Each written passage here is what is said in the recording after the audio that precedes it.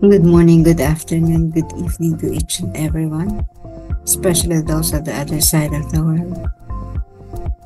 There is no time and space between us. There is only this precious moment, this present moment, and we are one. Today we will be tackling about diary entry number 917. Haba kahapon, iniigsi naman ngayon, ano?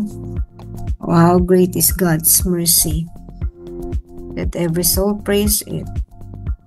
Oh my Jesus, that soul, for all eternity, will be singing you a hymn of mercy. I shall not forget the impression this day has made on my soul. This is the second great grace which I have received here for souls before this image. Oh, how good the Lord is and how full of compassion.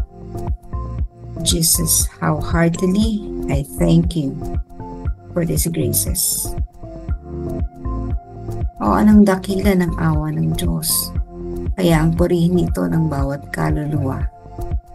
O aking Jesus na sa buong kawalang hanggan, ang kaluluwa ay aawitan ka ng himno ng awa. Hindi ko malilimutan ang nilikhang impresyon ng araw na ito sa aking kaluluwa. Ito ang ikalawang dakilang grasya na aking tinanggap para sa mga kaluluwa sa harap ng imaheng ito. O anong buti ng Panginoon at punong-puno ng habag. Jesus, nagagalak akong pasalamatan ka para sa mga grasyang ito. Okay, second hit for the day. The first hit was yesterday, yung sabi niya, there was this Jewish woman who was about to die without receiving the baptism of the sacrament of baptism. So yun yung una, no? At hindi pinalampas ni Faustina yung pagkakataon na bago ito mapatay ay mabinyagan. And that was a great grace that came from the image of the Divine Mercy na bago niya ginawa yan, humingi siya ng tulong sa Divine Mercy na kung imamarapatin ang banal na awa na mabinyagan ng pae, so sana ay makagawa ng paraan upang mabinyagan nila. Yung second grace today was not mentioned, no, but it was grace given to her before the image. Ano ba ang pangako ng Panginoong Hesus sa sino mang mamimintuho sa imahe? So again, lahat ng elements of the Divine Mercy may kaakibat na pangako, no?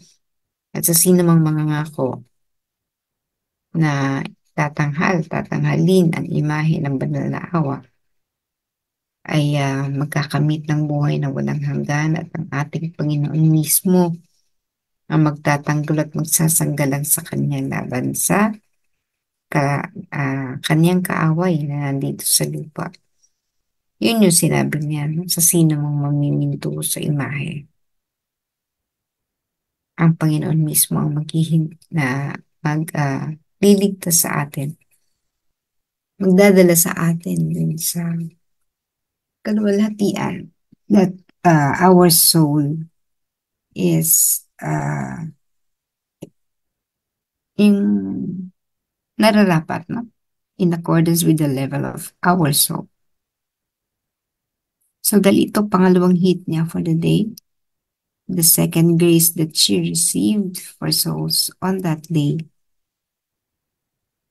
sa atin sa maraming panahon na tayo ay naniwala sa kapangyarihan ng banal na awa. Sa dami na rin ang mga pagkakataon na ibigay sa atin ni Jesus upang ipakita ang kanyang kaluwalhatian. Sa dami ng mga pagkakataon, ibinibigay niya sa atin araw-araw. Minsan nga, dahil sa dami, hindi na natin napapansin. Jesus was just being true to his promise. Kung mahina yung pananampalataya natin pala, no, namatay si Jesus sa krus, sasabihin natin, hala, namatay na. Hindi na makakamit ang grasya ng kung ano man ang grasyang hinihingi natin kasi namatay. So, pero that is just on the physical level or plane. Nakita mo na pumanaw yung kaluluwa niya, yung katawang lupa niya bumigay na.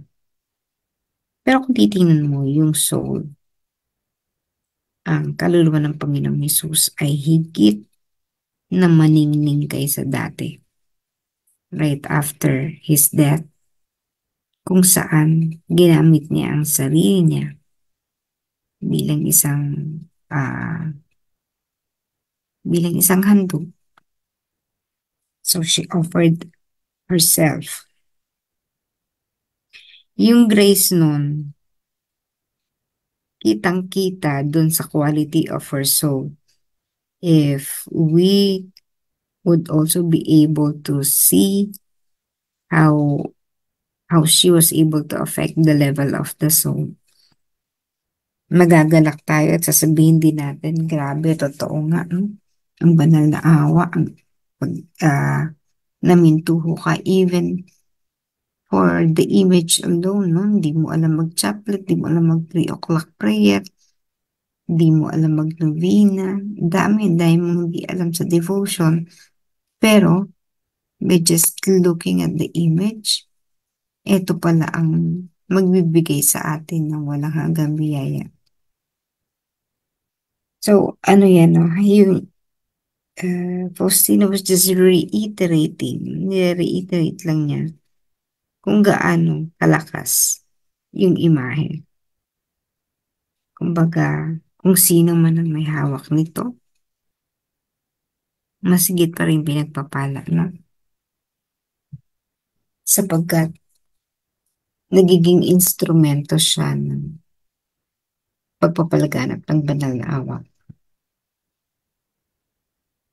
Kaya, ako po in particular, no, I am campaigning for each and everyone na mamigay ng imahe ng banal na awa. The image mismo, no? And we were able to print 20,000 images of the Divine Mercy for distribution, massive distribution. Hindi lamang doon sa mga inaakyatan natin ng mga bahay, kundi sa sarili nating pagsisikap, yung mga kakilala natin, kahit hindi natin kakilala na sa salubong, ibigyan natin ng imahe ng banal na awa. Why? Kasi nga, just the image alone, palagi kong sinasabi, just the image alone, sapat na parang isang kaluluwa ay magkaroon ng conversion, humingi ng tawad at baguhin ang sarili. Sapat, no? Sapat na yung imahe pa lang. So you will feel the power of the Divine Mercy by just this image alone. Kaya kung magiging ano lang tayo, no, yung talagang siseryosohin natin ang pagpapalaganap nito, every day will be an opportunity for us to propagate the devotion, lalo na kung halimbawa nagpupunta tayo araw-araw sa mga matataong lugar. Sa mga lugar na yan, I am quite sure, no, na ang imahe ay hindi present. No? So if we will be distributing the image in that area, so and we will be splitting our team in 50, not just two groups, makikita natin, no? Kung tayo lalabas lamang, kasama natin iba nating kapatid, no? In teams, we will not go out alone, laging may team. Kasi kahit nga si Jesus, di ba, yung mga apostol niya, body-body yan, ano? May dalawang magkasama. At sinugo niya, dala-dalawa sila ng mga sinugo at dala-dalawa silang nangangatok sa mga bahay. So, never do this alone. Ganda, may kasama, no? Yung pagpapalaganap ng banal na awa, yung para bang nagbebenta ka ng something, kakatok ka sa isang bahay. Ay, ma'am, sir, mga ganun ba na, eto na po, pinapakilala mo yung produkto mo. So, the same thing kapag nangato ka, pinakita mo yung imahe ng banal na awa. No, pangit man yung reaksyon sa una, wag kayong ah, magkakaroon ng parang negative feeling about it, no? Talagang ganon, may mga times na ire-reject si Jesus, hindi siya kikilalanin. Meron naman na nakikita pa lang ang image, no? Tinatanggap na, lalo na pag sinabing libre. Pero pag may bayad, syempre, ay, wag na po, yung mga ganon na. Pero, ah, yun, pwede nating gawin, no? Yung pagpapalaganap ng debosyon sa banal na awa sa pamamagitan ng imahe pa lang will be doing its work.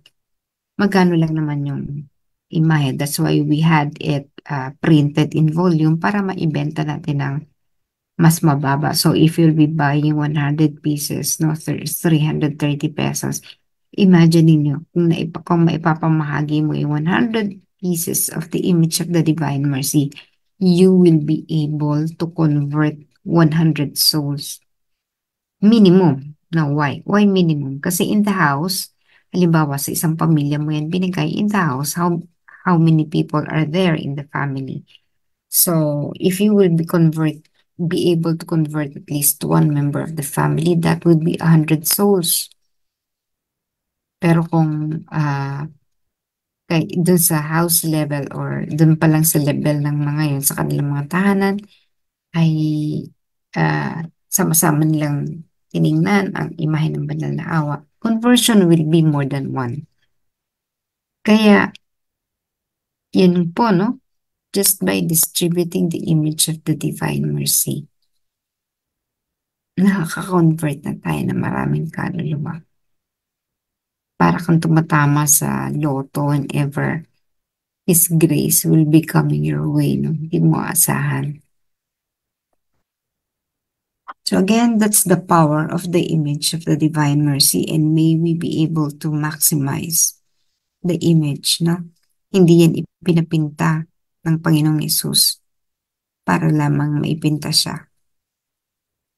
At si Faustina naman, for 3 years, she had difficulty executing that, no? Pero on the third year, she was able to fulfill the first major mission that was given to her. And that was to paint the image of the Divine Mercy. May the image of the Divine Mercy bring each one of us the things or the prayers that we are asking from Jesus. Again, if it is in accordance with His holy will. If it is really in accordance, ang bilis, no? Ang bilis ng manifestation of our prayer request.